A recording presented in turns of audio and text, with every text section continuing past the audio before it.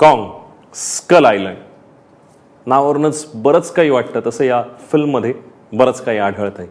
तसं पाहायला गेलं तर जुन्या किंग कॉंग या फिल्मची फ्रँचायझी आणि दुसऱ्या फिल्मचं एक वेगळं प्रोजेक्टही अवाढव्य वानर रन गॉडझिला सोबतच्या मालिकेतील दुसरं पर्व यानंतरही दिसेल, बघितलंय. आणखी 3 वर्षांनी हा सिनेमा आपल्या समोर वेगळ्या अर्थानं येईल. आताचा हा सिनेमा ॲपोकॅलिप्स करण्याचा केलेला खरं तर प्रयत्न वाटतो. हार्ट ऑफ डार्कनेसची ही आठवण आल्याखेरीज राहत नाही. किंग कॉंगबद्दल हा सिनेमा बोलतोच, पण त्यापेक्षाही सोबतच्या पात्रांची गोष्ट आहे आणि तीही महत्त्वाची ठरते. जगात जे वारं सुरू आहे त्या अँटी वॉरबद्दलही ठाशीव स्वरूपात सांगण्यात येतं. अर्थात युद्धाचं चित्रही वेगळ्या अर्थानं रंगवलं गेलंय, हा देखील तितकाच महत्त्वाचा मुद्दा. 2012 खरं तर जॉर्डन वॉक्ट रॉबर्ट्स याने खरं तर एक स्मॉल बजेट छान फिल्म केली होती, द किंग्स ऑफ समर. कुतूहल जागं असलेली लहान मुलं आणि त्यांचं भन्नाट असणारं कल्पनाविश्व आणि त्या सगळ्या गोष्टींवरचा त्याचा असणारा एक वेगळा टेक होता. स्वप्नवत वाटणाऱ्या गोष्टी प्रत्यक्षात आणू पाहणारा असा हा त्याचा प्रयत्न या सिनेमात आपल्याला बघायला मिळतो. ज्या गोष्टीची पार्श्वभूमीच खरं तर वेगळे कल्पनातीत असणारं जग त्याने प्रत्यक्षात आणण्याचा केलेला प्रयत्न म्हणून खरं तर कॉंग स्कल आयलंडकडे पाहता येईल.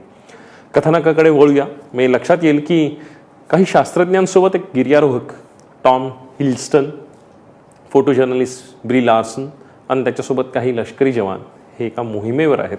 ते दाखल झालेत स्कल आयलंडवर. या टीमला मात्र काहीच कल्पना नाही आहे की ते एक साम्राज्य आहे आणि ज्याचं साम्राज्य आहे त्याच्या परवानगी शिवाय ते इथे दाखल झालेत.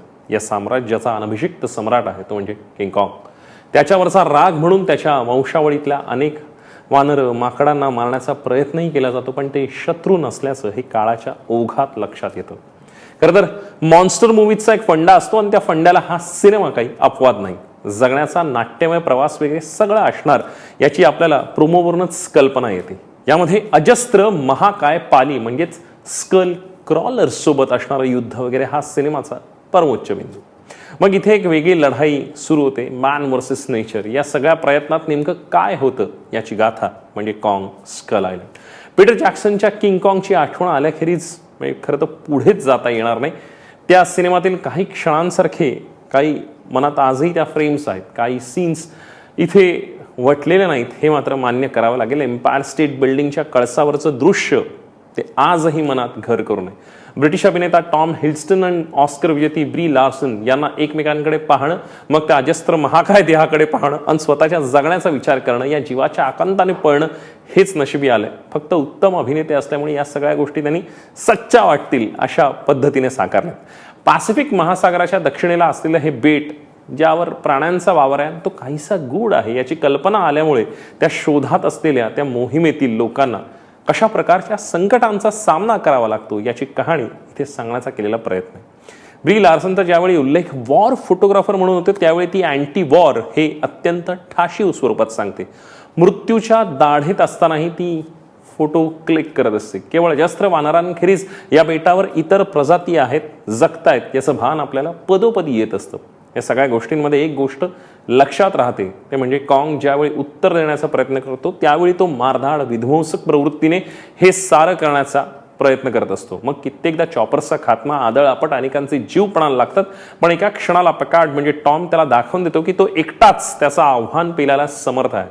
आय एम द कॅव्हलरी हे वाक्य असेल वा no one really comes out of the war, sometimes there and no enemy till you go looking for one, असे संवाद वेगळेपणही दाखवून देतात. पण इतकं सारं काही असलं तरी ते आपल्याला युद्ध, शांतता, शत्रू यांच्याबद्दल ठोस ठाशीव पातळीवर म्हणजे किंवा निर्णयात्मक पातळीवर काहीच मांडताना दिसत नाही, ही वस्तुस्थिती आहे.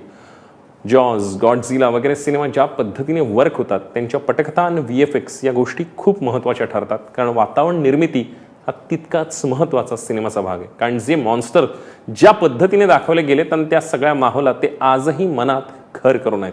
इतक्या वर्षांनी सुद्धा तो इम्पॅक्ट कुठेही कमी झालेला नाही, पण इथे तशा पद्धतीने मनात घर करणं हे फार जरा अवघड बाब आहे. हा सिनेमा का पाहावा? किंग कॉंगची फ्रँचायझी म्हणून का टाळावा? मॉन्स्टर्स फिल्ममधल्या गेमिक्सच्या पलीकडे सिनेमा जात नाही म्हणून. थोडक्यात काय, फॉर्म्युलाबाज असला तरी जितकी मजा यायला हवी ना तितकी मजा येत नाही, एवढं मात्र खरं. त्यामुळे या सिनेमाला मी देतोय 2.5 स्टार्स.